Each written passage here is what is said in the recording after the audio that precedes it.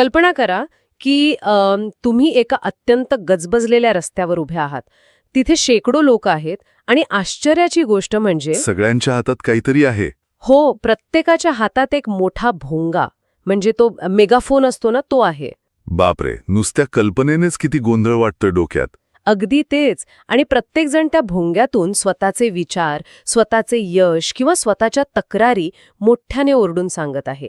पण त्यातली मेक अशी आहे की तिथे कोणीच कोणाचं ऐकत नाहीये. बरोबर. एक्झॅक्टली. तिथे कुणाच्याही कानात हेडफोन्स नाहीत किंवा कोणीही दुसऱ्याचा भोंगा ऐकण्यात अजिबात रस दाखवत नाहीये. सगळे फक्त ब्रॉडकास्ट मोडवर आहेत, रिसीव्ह मोडवर कोणीच नाही. ही कल्पना थोडी विचित्र वाटते खरी, पण कसं आहे ना, जर आपण याला व्यापक दृष्टिकोनातून जोडलं तर लक्षात येतं की हे चित्र फक्त त्या रस्त्यापुरते मर्यादित नाहीये. म्हणजे तुम्ही म्हणताय की ही आपल्या वास्तवाचीच प्रतिमा आहे. नक्कीच. ही आजच्या आपल्या संपूर्ण समाजव्यवस्थेची अवस्था आहे.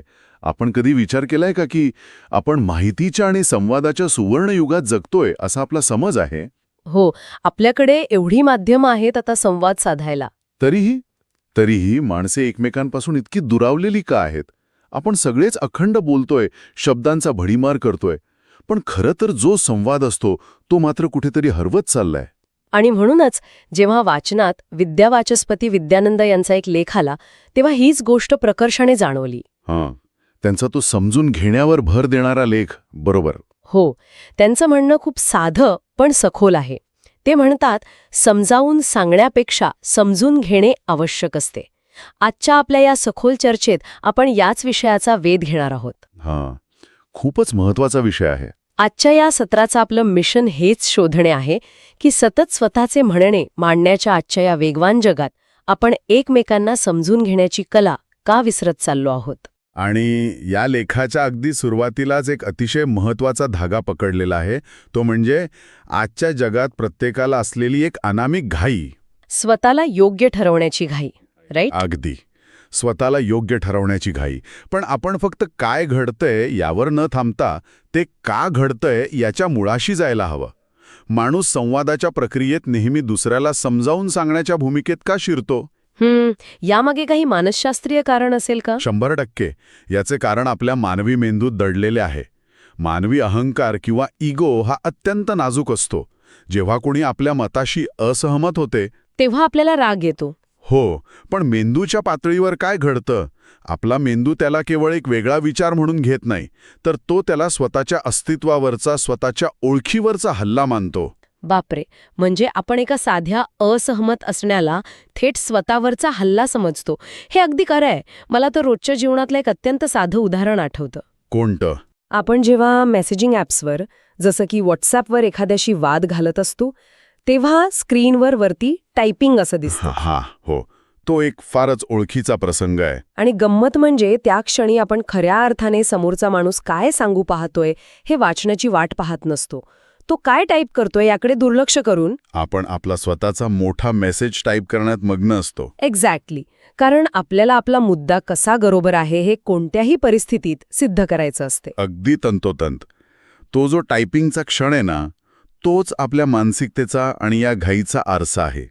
आपण संवादाकडे एक युद्ध म्हणून पाहतो, जिथे समोरच्याला हरवून आपल्याला जिंकायचे असते. आणि याच संवाद कुठेतरी हरवूनच जातो. हो ना?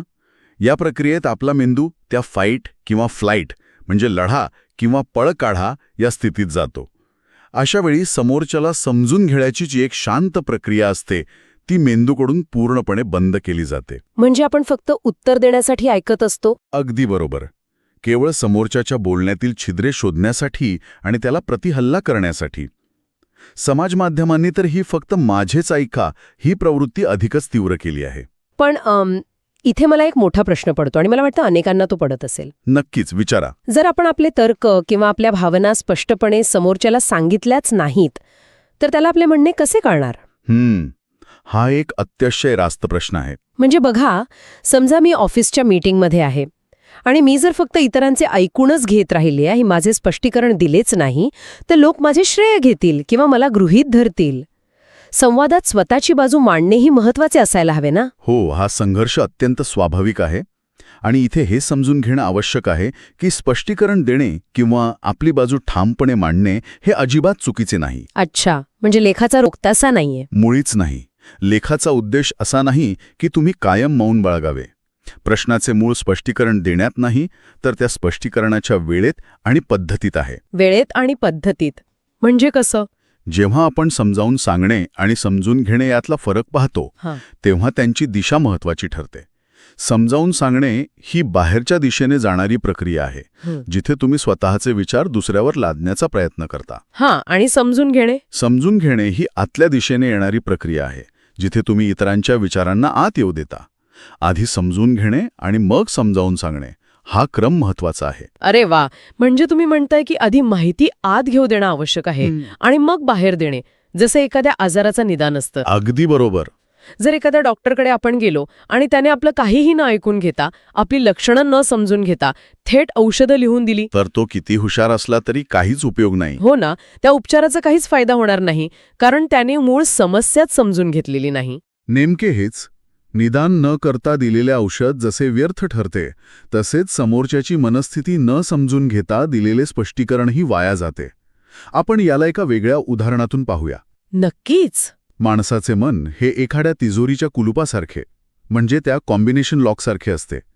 तुम्हाला जर ते उघडायचे असेल, तर तुम्ही त्यावर हातोड्याने वार करून चालत नाही.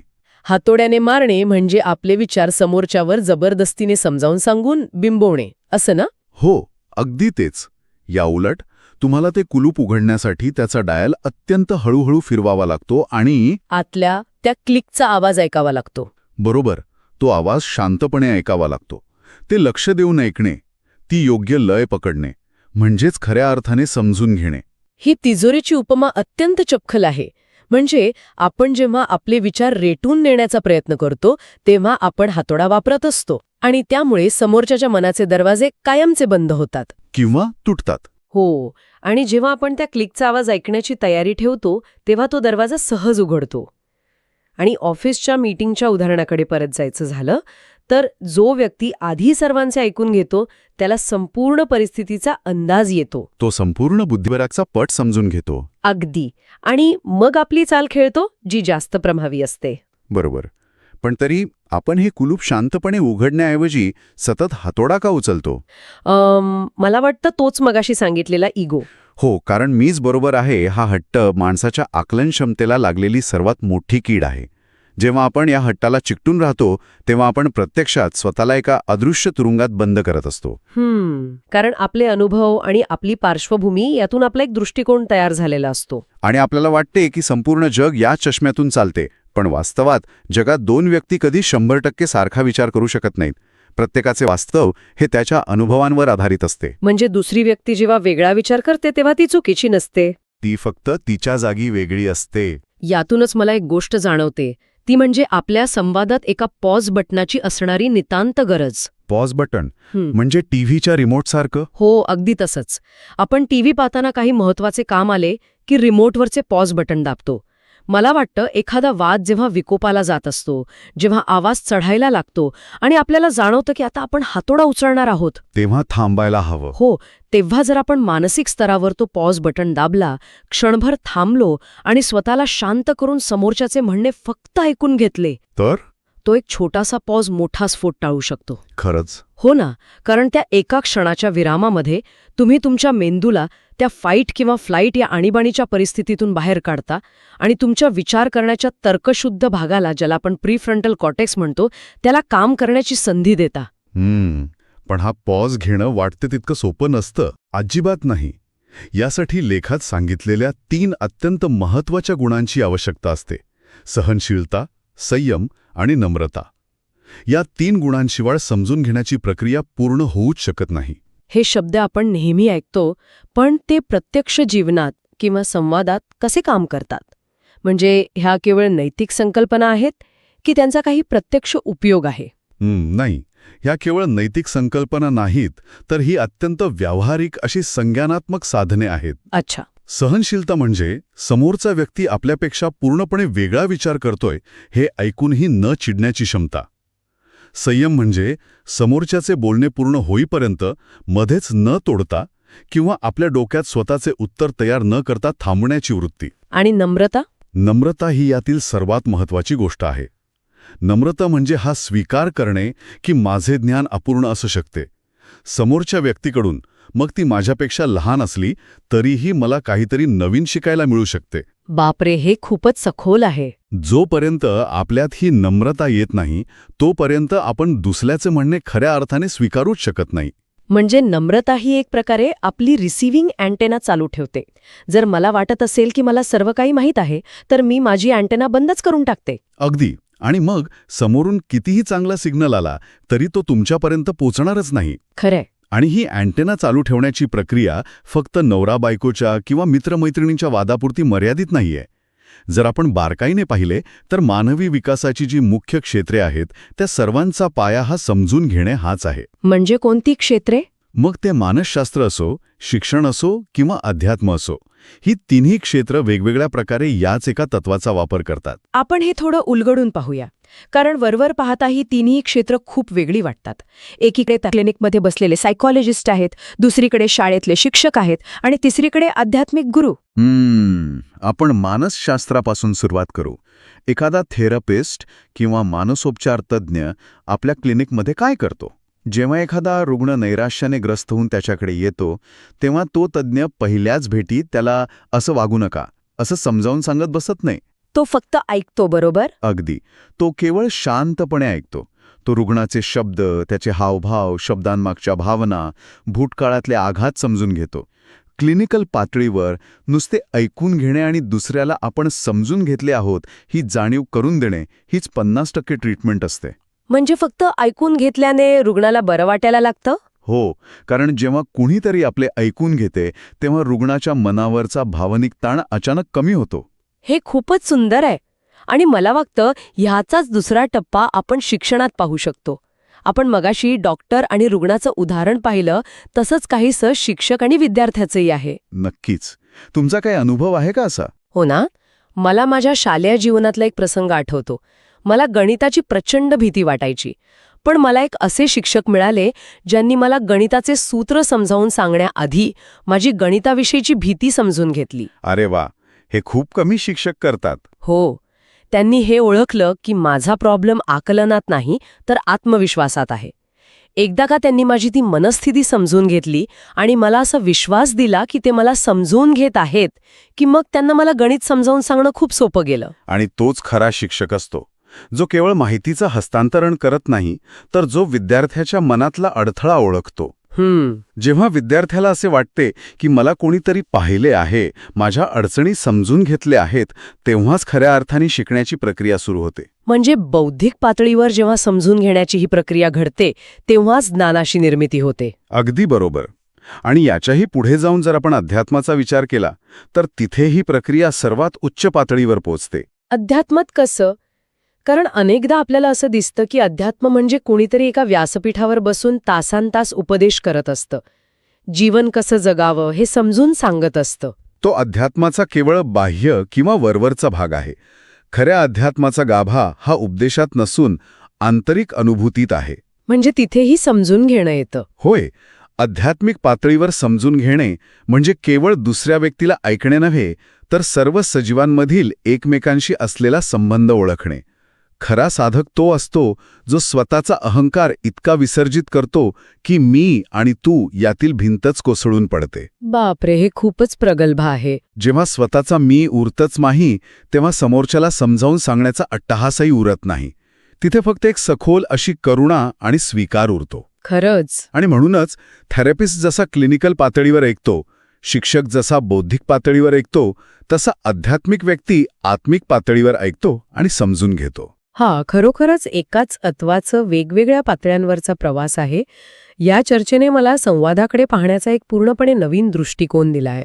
मलाही असं वाटतं की हे खूप गरजेचं आहे आजच्या काळात. नक्कीच. आपण दररोज कितीतरी लोकांशी बोलत असतो, पण प्रत्यक्षात आपण त्यांच्यापर्यंत पोहोचतच नसतो. मग या सगळ्याचा आपल्या रोजच्या जगण्यात नेमका कसा वापर करायचा? तर मला वाटतं यातून एक अत्यंत सोपी पण परिणामकारक कृती आपण करू शकतो. कोणती कृती? पुढच्या वेळी मग ते ऑफिसच्या मीटिंगमध्ये असो किंवा घरी जोडीदारासोबतच्या वादात असो किंवा मुलांच्या वागण्यावर रागवताना असो. जेव्हा आपल्याला राग येतो तेव्हा हो, जेव्हा आपल्याला आतून अशी तीव्र उबळ येईल की मला याला आत्ताच्या आत्ता समजावून सांगावंच लागेल की मी कशी बरोबर आहे आणि तो कसा चुकीचा आहे, तेव्हा फक्त एक दीर्घ श्वास घ्यायचा. तो पॉज बटन दाबायचा. एक्झॅक्टली, तो मानसिक पॉज बटन दाबायचा आणि स्वतःला अत्यंत प्रामाणिकपणे एक प्रश्न विचारायचा, मी समोरच्याला खरोखर समजून घेतले आहे का, की मी फक्त माझा हातोडा चालवतीये. आणि जर उत्तर नाही असे आले तर तिथेच थांबणे हे शहाणपणाचं लक्षण आहे.